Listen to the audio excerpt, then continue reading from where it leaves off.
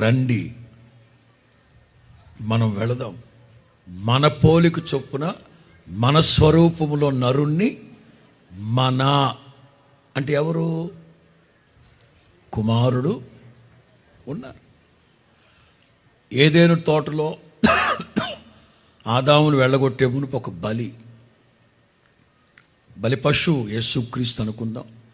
అంగీకరించింది పరిశుద్ధాత్ముడు, వధించింది దేవుడు.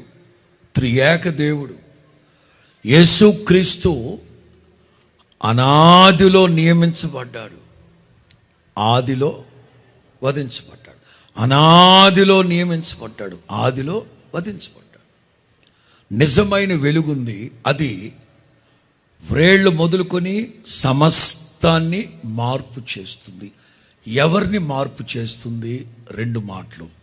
ఒకటి,